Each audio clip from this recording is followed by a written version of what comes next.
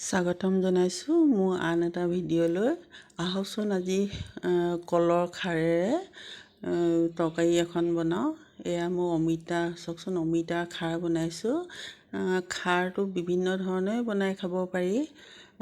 লাই শাক, অমিতা, মাটি দাইলৰ খাৰ, যেনেকৈ ইচ্ছা তেনেকৈ বনাই খাব পাৰি। এয়া চাওক, মই পুৰি পেলাই খাৰখিনি উলিয়াই ল'লোঁ। অমিতা এনেকৈ মই কাটি লৈছোঁ মিহি মিহিকৈ।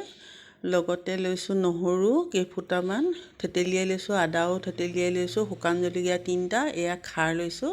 খাৰ অকণ মই সৰহকৈ লৈছোঁ, খাই খুবেই ভাল পাওঁ। কলৰ খাৰ আপোনালোকে সৰহকৈ দিলেও বেয়া নালাগে খাই পেলাই। যদিহে খাব মন যায় এনেকৈ এবাৰ বনাই খাই চাবচোন, বৰ ভাল লাগে খাই। এয়া মই তেল গৰম হ'লত শুকান জলকীয়া 2টা অকণমান ক'লা পৰালৈকে ভাজি ল'লোঁ। এতিয়া মই নহৰু আৰু আদাখিনি ঢালি দিছোঁ।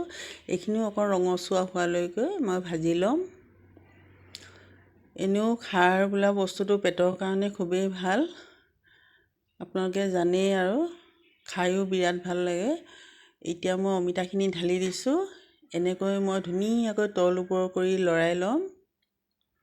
এইখিনি খুব সোনকালে সিজে। এতিয়া মই সোৱাদ অনুসৰি নিমখ দি দিছোঁ। তৰকাৰীবিধ আপোনালোকে নিজৰ ইচ্ছামতে খাব পাৰে। অকণমান ডাঠকৈও খাব পাৰে, পনীয়াকৈ ভাজি লেখীয়াকৈ বনাই খাব পাৰি।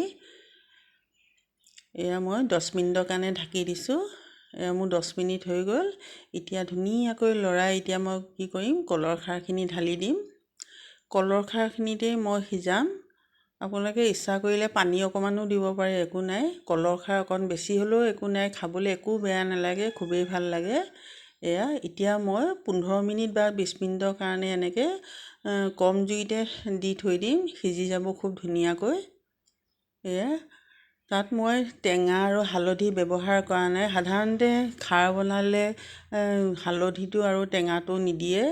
এনেও টেঙা দি খাবই নালাগে খাৰ খালে।